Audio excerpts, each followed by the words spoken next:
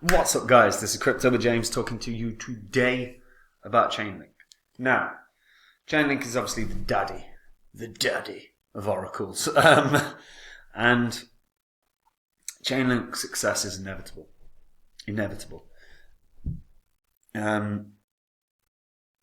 Its gains will be smaller because of its market cap, but there are gains for Chainlink because there have to be.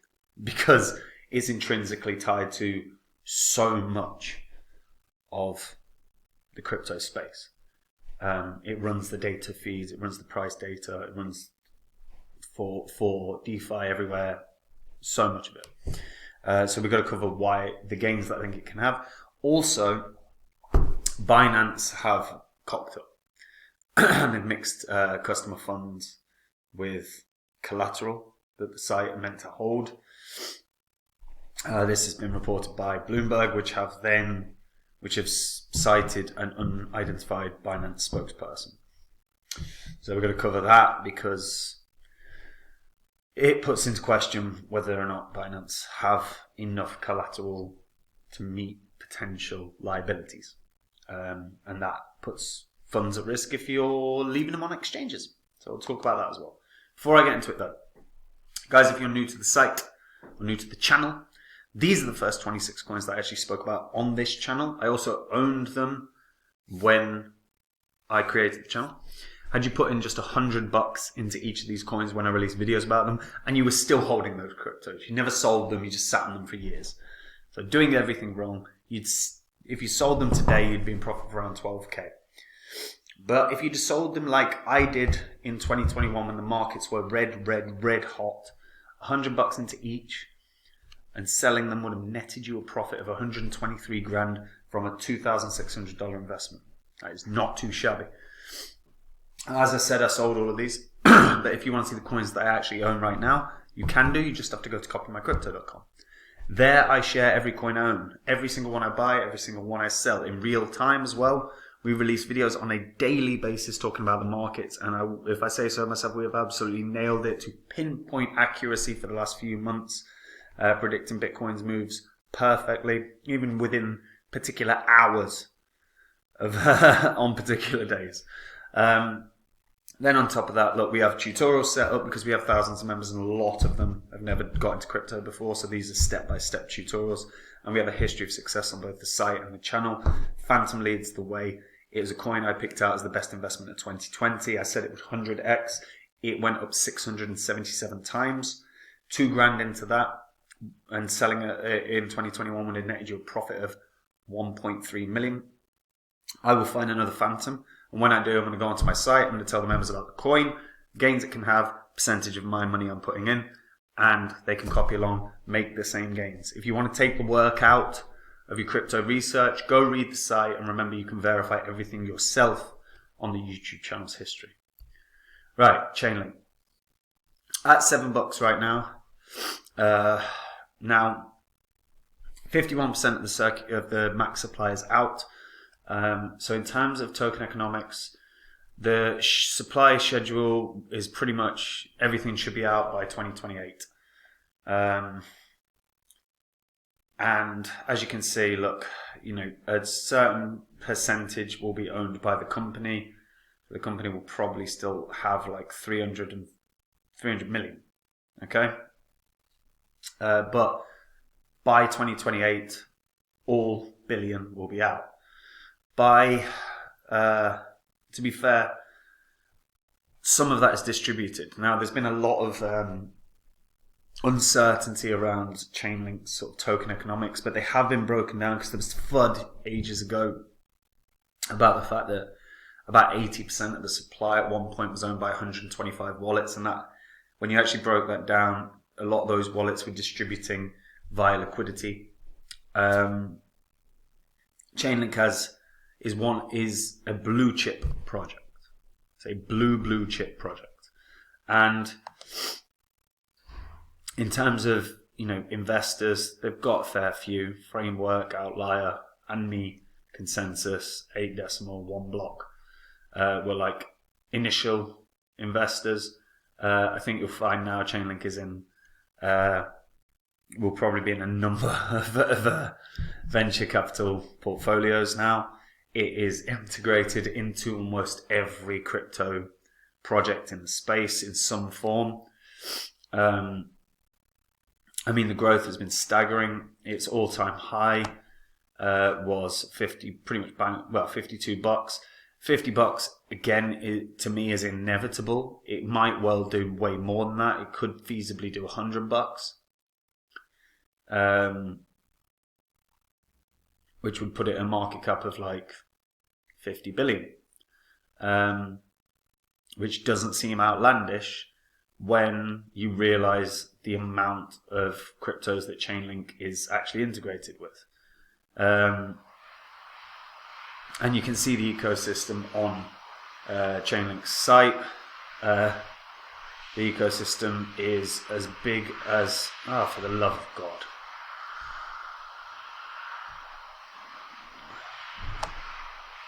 It does my head in sometimes. So look, in terms of categories, I mean, you're looking at every single category out there to some degree having some form of Chainlink integration. DeFi is obviously the key. There is no DeFi of all the crypto sectors is the most important in terms of having an oracle. I don't think by any stretch of the imagination Chainlink is the best oracle out there. Chainlink is very much a third party. It's not a decentralized one. It's quite centralized, if anything. However, and for a number of reasons, centralization poses a number of different risks within DeFi, but Chainlink have managed to get through, the last sort of 6 years or so without a ton of serious things happening. There's been some, but there hasn't been mass serious events in terms of hacks and stuff. As you can see, they're integrated with 1,000 plus projects on Ethereum, 272 on Polygon, 264 BNB, 83 on Avalanche, 71 on Solana, 41 on Phantom. They are intrinsic to this crypto space. They really are. And again, because of this, their success is very much inevitable. It is. Because they are so necessary. You cannot have a DeFi product without an oracle. You need off-chain data. You need on-chain and off-chain data connections. They also are supported by some of the biggest node operators in the space. They also support some of the biggest data providers in the space. Brave New Coin, CoinGecko, Binance, Huobi, Galaxy. They have been as intrinsic to the crypto space as Ethereum has been for the last few years. You look at the all-time move of Chainlink. Chainlink has been knocking around since 2017. Obviously had some real, when it launched it was like 19 cents. Ended up at $50. That's not bad, is it? So that's about 250x. And getting back to $50 is just, it'll happen. Of course it'll happen. I think, and to be honest, 50 is probably a massive understatement right now. But 50 is roughly the high that it hit last cycle. The long-term chart actually looks really positive. It's gone from strength to strength. I do believe this is one where we should see more growth, because Chainlink is the first and leading oracle within the space. DeFi has to grow, and integrations with Chainlink are inevitable. The gambling space within crypto will inevitably grow. That's going to be another space where oracles are hugely necessary. All these marketplaces, again, hugely necessary for a strong oracle. And while again I don't believe Chainlink is the strongest oracle, it's the most utilized and most reliable at this point. It's handled more data feeds than any other Oracle project out there, and never really had significant issues. As a result, they will of course end up being onboarded for multiple projects in the near future. Their success has to be an inevitability. You know, if you look, I mean, there's so many analogies that can be used. The way I try and present it, or the way I think about it, is pretty simple. Bitcoin's the daddy of crypto, everything else that followed. Ethereum's the daddy of smart contracts, everything else followed. Chainlink is the daddy of oracles, everything else followed. If you look at those three, based on their categories, they're the top of the top. They have first mover advantage, which is such a big thing. And how are they not going to grow? They're the most utilized. They have increased year on year. I mean, even when you go back to the ecosystem, you can see that for the love of God, just let me scroll.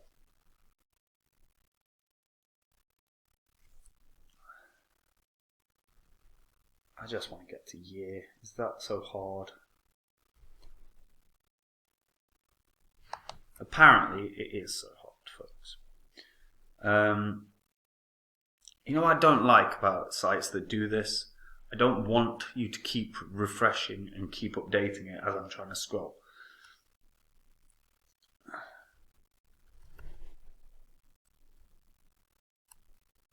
Okay, I'm never going to get there because it's just going to keep doing it. But, there we go.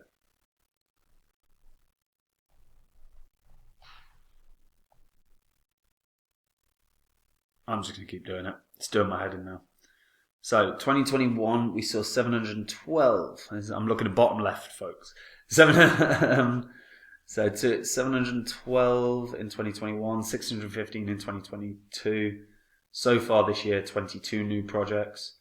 But if you look at it year on year, it has grown since 2018. Since 2019, year on year, it has grown, bar 2022, where it was a huge bear cycle. And even then, it still had 615 integrations with new projects. So what's it going to have again this year? Probably around the same. If we've got 22 right now, there's a week left of the month, so make the argument maybe there's going to be another 8. Fine. So there's going to be at least 360 plus integrations of Chainlink this year. It's not bad. And if the market starts getting very hot again, which is unlikely, but if it does happen, they're going to add another few hundred because there'll be new cryptos created, there'll be new products created. Success is inevitable. Success of Chainlink is inevitable. Yeah, it is that simple. It really is that simple. And you've got Chainlink. You can stake Chainlink. And the token itself, obviously,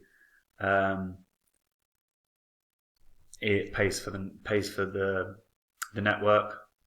So the Link token they introduced staking to bring sustainable growth and security. The economy behind Chainlink is paid by Link. So of course, the more people that use it as well, the better it is for the overall price of Chainlink. Long term, $50 in the next bull cycle. If the next bull cycle is probably looking at 2024, unless the world economy changes. It's inevitable. It's inevitable. And you can see the growth. You can see their 2022, and it's staggering. Cumulative total transaction values enabled, data points delivered on chain, member growth, proof of reserve, you've got verifiable random functions, you've got ecosystem growth. It's just staggering. And the thing is I think there are better oracles out there. I think there are oracles that are going to have better price appreciation, because $50 from where it is right now is about 7x. Even if it hits $100, you're looking at 14 X from where it is right now. It's not bad, but some of the smaller cap oracles will outperform that in terms of gains. Chainlink will just be the first to move, and the rest will follow. But yeah, they're so intrinsic to the entire space at this point. They're so heavily featured in all crypto assets at the moment. Success is inevitable. 7x, I think, at least. But what do you guys think? Do you think it can do 100? Do you think it can do 200? Is 200 on the cards? Let me know in the comments down below. And if you're a returning viewer, hit the subscribe button. Helps the channel. And the videos will make you money, but be helpful. Help the channel. It's nice. And before I get into the Binance situation, if you want to see the coins I own, guys, you just have to go to copymycrypto.com. There's a link above me. There's a clickable link in the description. It's where I share every coin I own, every one I buy, every one I sell. I give the members real-time updates. We release videos on a daily basis talking about the markets, which we've been bang on for months and months and months, within like tiny percentages of Bitcoin's full-blown move, like 0.1% within that kind of accuracy for friggin' ages. We have had huge success on the channel, huge success on the site. Phantom leads the way in that, although there's been many, but Phantom did 677 times gain. I am expecting, well, I know I'm going to find another Phantom, another coin that can do that run. Now, I won't do a course like I did last time. I will simply go onto the site and tell the members about the coin, the gains I think it can have, and the money I'm putting in. They can copy, they can make the same. If that interests you, if you don't want to spend your every day, if you don't have the time or you don't want to spend every day diving into cryptos, reading through them, reading white papers, then go read the site. And remember, everything you read, you can legitimately just go onto the YouTube channel's history and verify yourself. And if you do like what you see, maybe I'll see you there, guys. And last thing. Not good. Binance mistakenly mixed crypto exchanges clients' funds with B token collateral. So, the exchange issues 94 so-called Binance PEG tokens. These are B tokens, and reserves for almost half are stored in a cold wallet called Binance 8. The wallet contains more tokens than required for the amount of B tokens issued.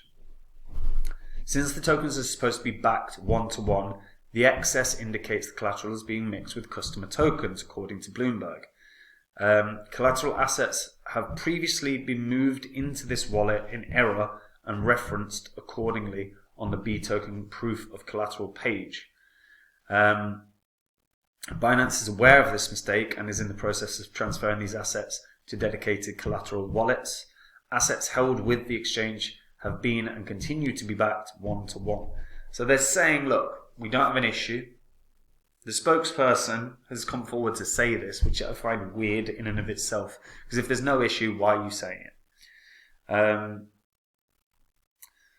So when collateral is pooled together and used for trading, it's locked up, and clients or holders of assets may not be able to withdraw if the pool is reduced.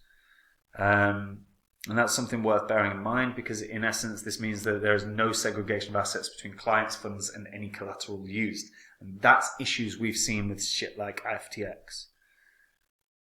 This could resonate like what FTX and Alameda did on a daily basis. An audit would generally highlight such shortcomings and ask to remedy it immediately. If Binance was regulated, this would be an essential part of their internal controls. So, look, it's possible. It's possible that there is an issue with Binance. We don't know. We really don't know. But nothing in crypto is too big to fail. No company is. Personally, I think Bitcoin is too big to fail, unless an Ethereum. I think a number of the cryptocurrencies are too big to fail. However, a bad hack, a bad exploit, and you don't know. But no company is ever too big to fail. We saw Lehman Brothers fail.